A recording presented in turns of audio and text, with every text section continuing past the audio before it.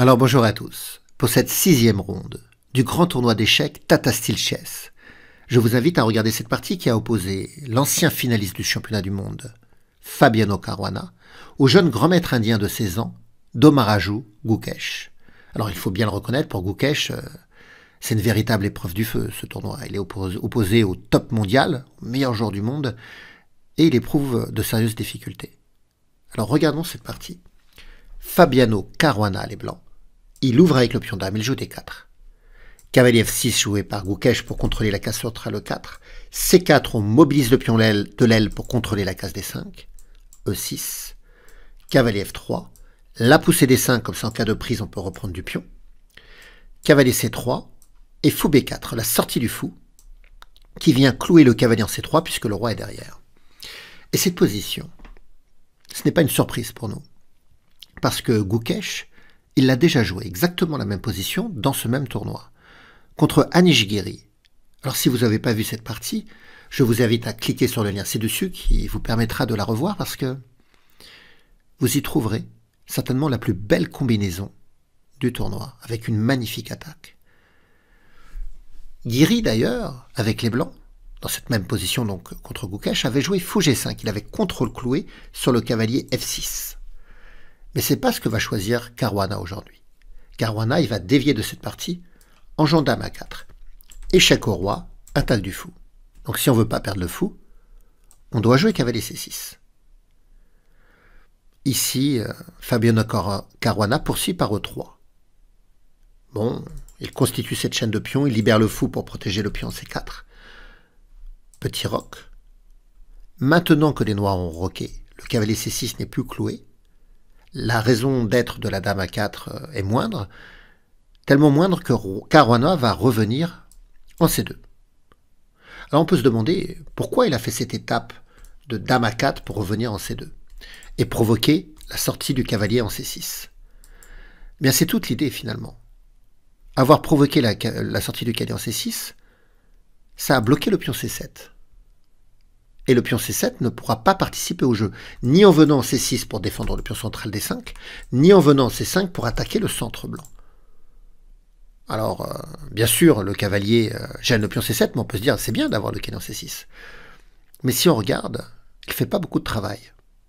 Sauf s'il est capable d'appuyer la poussée E5. Ce qui n'est pas le cas pour le moment, puisque les blancs verrouillent en contrôlant 2 fois cette case.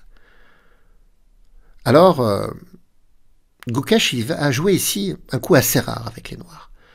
Considérant que son cavalier gêne le pion C7, il va venir en E7 pour libérer le pion C7. Certainement pour appuyer la poussée C5. Le coup principal dans la position, c'est plutôt tour E8. On laisse le cavalier C6, on lui adjoint la tour en E8, justement pour appuyer la poussée E5. Mais Gukesh, il a préféré cavalier E7. Caruana joue fou D2, il se décloue. Et là, on pourrait s'attendre à la poussée en C5. Mais c'est pas ce qui s'est passé. En tout cas, pas tout de suite. Gukesh, il a préféré jouer B6. Alors le pion B peut appuyer la poussée C5. Et puis l'avance du pion B va résoudre les problèmes de développement du fou C8 qui, il faut bien l'admettre, était assez passif. Maintenant, il est capable de venir en B7 ou d'aller en A6 pour aller taquiner le pion C4, attaquer 2 fois ce pion C4 qui est défendu qu'une seule fois. Caruana questionne le fou, il joue à 3. Échange, fou prend C3. Fou prend C3. Et fou A6 immédiatement de Gukesh qui donc double les attaques sur le pion C4. B3 pour défendre. Et là, Gukesh joue tour C8. Il établit un vis-à-vis tour dame blanche. Même s'il y a le pion C7, le pion C4, le fou C3, ce type de vis-à-vis peut être à terme un danger tactique. Généralement, quand une tour est face à une dame, on préfère décaler la dame. Mais revenons à cette idée de pousser en C5. C'est vrai que ça permettra au pion C de venir impacter le centre. C'est vrai qu'on essaiera d'ouvrir la colonne C pour faire valoir le vis-à-vis tour dame. D'un autre côté, il faut bien comprendre que l'échange qui a eu lieu tout à l'heure en C3 a déséquilibré la position, puisque c'était un échange asymétrique. Les blancs sont maintenant les seuls détenteurs du fou de case noire. Les noirs n'ont plus ce fou de case noire. Et donc, si les noirs cherchent à jouer C5, comme ça va être le cas dans la partie, l'échange du pion D contre le pion C permettra d'ouvrir la plus grande diagonale noire au profit du fou en C3. Et ça va faire mal à Gukesh dans la partie. Mais on va y revenir. Pour l'instant, c'est à Caruana de jouer. Alors comment il réagit? Il va jouer tour D1. Il mobilise sa tour et lui aussi, il crée un vis-à-vis face à la dame noire. Gukesh joue C5. Il réalise son plan. Alors Fabiano Caruana, bien sûr, il prend C5 pour ouvrir la diagonale noire. Tour reprend. Et là, dame B2. C'est joli, simple et joli. On décale la dame dans B2, on se retire du clouage sur la colonne C, et on se met à presser la grande diagonale noire et attaquer 2 fois le cavalier qui est protégé par le seul pion G7. Alors, que va jouer Gukesh? Il va jouer un coup douteux, en tout cas qui lui a causé beaucoup de soucis. Il a décidé de ne pas défendre le cavalier en F6. Il a décidé de jouer dame C8 pour appuyer, attaquer 4 fois le pion C4. Il veut livrer un combat à l'aile dame, mais en laissant le fou et la dame venir prendre en F6. Qu'aurait-il pu faire d'autre? Il aurait pu reculer le cavalier en E8, pour qu'il ne soit plus une cible, pour qu'il protège le pion G7. Mais il faut bien avouer que c'est très passif quand même. Le cavalier E8 ne joue pas, il enferme la tour F8. On n'a pas envie de jouer un tel coup. Il aurait pu vouloir développer le cavalier en E7, pour permettre à la dame d'aider à la défense du cavalier. Par exemple, je joue cavalier G6. Les blancs attaquent 2 fois, mais les noirs défendent 2 fois. Mais là, il y a un autre problème. Le départ du cavalier E7 a libéré totalement cette diagonale noire, et finalement le fou C3 peut trouver de nouveaux objectifs d'attaque en jouant fou B4, et en allant attaquer la tour en C5 et la tour F8 derrière. Alors on va se dire, bon bah très bien, il ne faut pas aller en G6, il faut aller en C6, parce que là, sur fou B4, le cavalier pourrait prendre. Mais les blancs pourraient prendre en D5, il y a cette attaque des 2 fous, hein. Les blancs menacent de prendre le fou noir, donc qui est sans protection. Donc les noirs peuvent prendre d'abord le fou blanc, mais les blancs ne vont pas reprendre le fou, ils vont être plus malins. Rappelez-vous ce vis-à-vis tour-dame. Le plus malin pour les blancs, c'est de prendre le cavalier en C6. Donc ça a été pièce contre pièce, puisque les noirs ont pris un fou, nous on prend un cavalier. Mais en plus on attaque la dame noire qui va devoir s'en aller, et après on pourra prendre le fou. Donc on va gagner une pièce supplémentaire avec les blancs. Donc c'est pour ça que dans la position, il faut comprendre que des coups comme cavalier G6, cavalier C6, cavalier E8 ne donnent pas totalement satisfaction. C'est pour ça que Gukesh, il cherche pas à défendre finalement la pression sur F6 et il préfère aller en C8. Mais évidemment, ça va toucher le roi noir. Puisqu'après, fou prend, pion prend, dame prend, on a ôté à la défense du roc noir le pion le plus important, le pion G7. Et donc, ça crée une insécurité autour du roi noir. Qu'y a-t-il de plus important, finalement, que la sécurité du roi aux échecs? Rien, bien sûr. Alors, voyons comment la partie se poursuit. En plus, la dame, ici, elle attaque le cavalier. Donc, le cavalier est venu en G6. Et là, que joueriez-vous avec les blancs? J'ai envie de vous questionner sur cette position, savoir ce que, après mûre réflexion, vous joueriez. Et puis après, on va comparer votre idée avec celle du grand maître Caruana. Vous pouvez mettre la vidéo sur pause. À tout de suite. Bon, alors, à quoi avez-vous pensé? Ici, Caruana, il sait que son pion C4 est pris pour cible, par le pion, par le fou, par la dame et la tour. 4 attaquants pour 2 défenseurs seulement. Donc le pion C4 est condamné. Il va plutôt, Caruana, appuyer là où ça fait mal, c'est-à-dire à l'aile roi. Mais comment aider la dame? Si on y adjoint le cavalier par cavalier G5, quelle menace ça fait? Aucune. Amener le fou en D3 pour qu'il vise en direction du roc, c'est pareil, le cavalier est bien protégé, ça n'aide pas. Alors qui peut venir aider la dame à collaborer pour attaquer le roi noir? Eh bien, regardez ce qu'il a joué.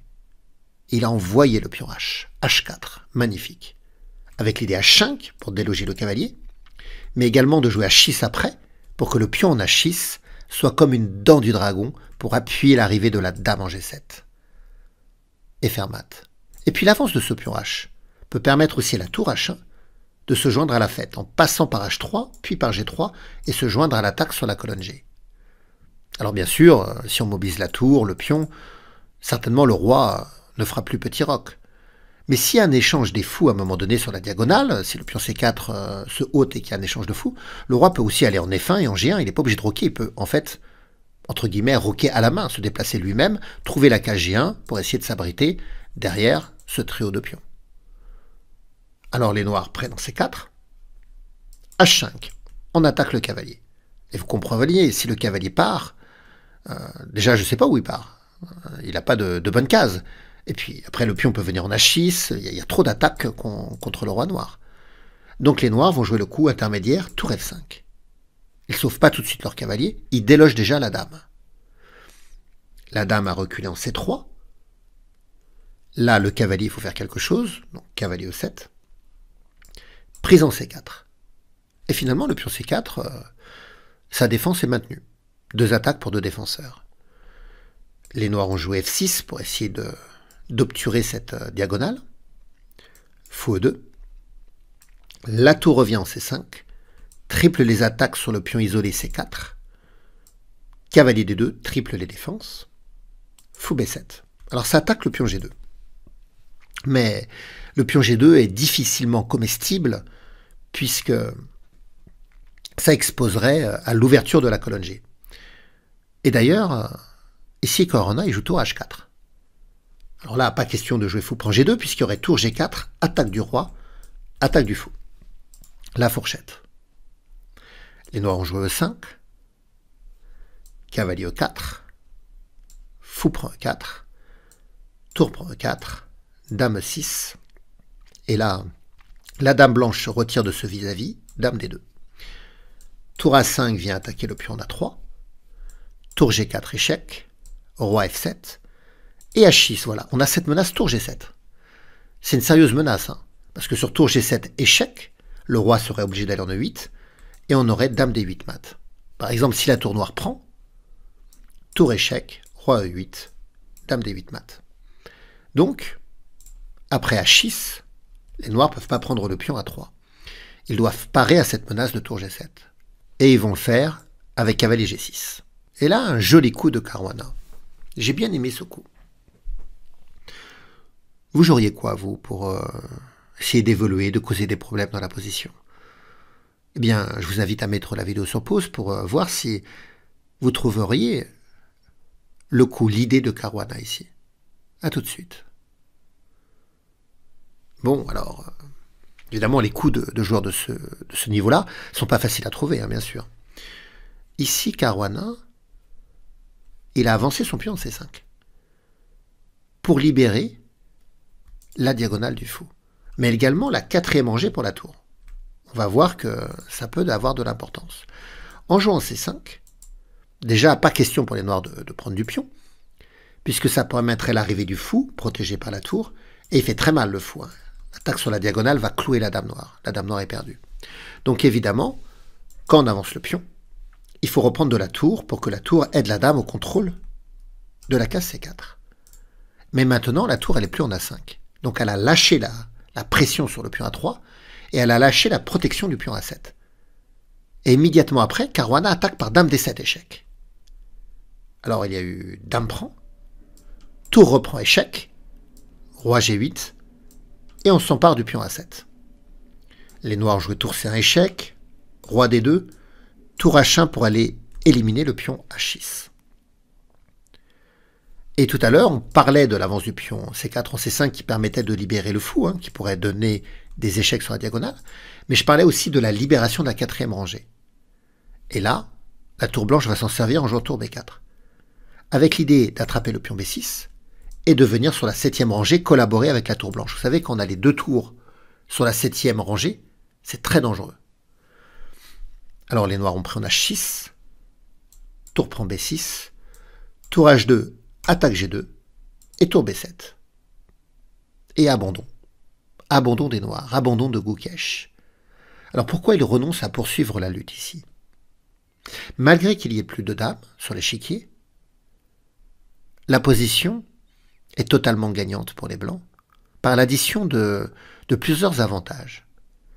Déjà, malgré la disparition des dames, le roi noir n'est pas en sécurité en fait. Les 2 tours sur la 7e rangée créent de fortes menaces. Par exemple, pas question pour la tour noire d'aller prendre le pion G2. Il faut qu'elle reste absolument la défense du pion H7. Parce que si la tour prend G2, le roi noir se fait mater. Il y aurait tour G7 échec, roi H8, tour prend H7 échec, roi G8, et l'autre tour vient en G7 faire mat. Donc dans la position, la tour noire ne peut pas bouger. Elle doit rester à la défense du pion H7.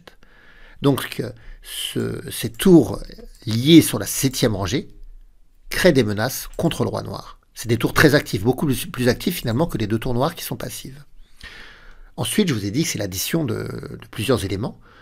Il ne faut pas oublier que les blancs ont un pion de plus, un pion passé A. Il faut comprendre que le fou peut aussi se joindre à l'attaque du roi noir, notamment par l'arrivée en C4.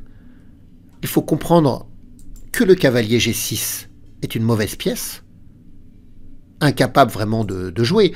Il ne peut pas aller en E7 sinon il se fait attraper, en F4 aussi. Alors s'il vient en H4, il empêcherait la tour de défendre le pion H7. Donc finalement, la tour H2 ne peut pas quitter la défense du pion H7, le cavalier G6 ne peut pas jouer, le roi est très passif et en danger de mort avec ses 2 tours liés, seule la tour F8 a une certaine liberté de mouvement. Mais si par exemple elle fait tour D8 échec, le roi vient en C3, alors pourquoi il vient en C3 ? Eh bien, il va essayer de se cacher à l'aile dame, peut-être s'il est encore attaqué, venir en B4 pour soutenir le pion, mais s'il est encore attaqué par tour C8, on peut même jouer fou C4 échec, et attaquer le roi.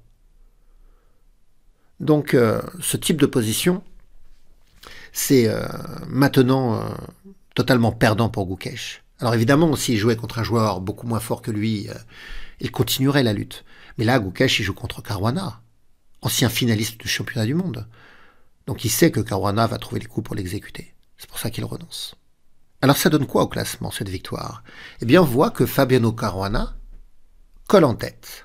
Alors bien sûr, c'est Abdusattorov qui est premier, qui avait gagné contre Magnus Carlsen hier. Si vous n'avez pas vu cette victoire d'Abdusattorov, le joueur ouzbek, vous pouvez cliquer sur le lien ci-dessus. Donc Abdusattorov, premier. Giri et Caruana, deuxième. On a déjà vu 2 parties de Giri, Danish Giri sur la chaîne. Caruana, donc on vient de le voir. On l'avait déjà vu également sur la chaîne, dans ce tournoi du Tata Steel. Après, nous avons des joueurs à 3,5. Magnus Carlsen, le champion du monde, a du mal. Il est à 2,5 points. Et en queue de peloton, nous avons donc Vincent Keymer et Domaraju Gukesh, qui sont en difficulté, mais il faut comprendre que ce sont de très jeunes joueurs aussi. Alors voilà, grand suspense pour la fin de ce tournoi. Nous sommes à la 6e ronde. Il reste encore 7 rondes à jouer. Donc on n'a même pas atteint, on n'a même pas dépassé encore la moitié du tournoi. Donc de belles surprises, de belles parties nous attendent. Eh bien, merci de votre écoute. Merci pour les commentaires, les pouces. Et on se retrouvera bientôt pour de nouvelles aventures. Au revoir à tous.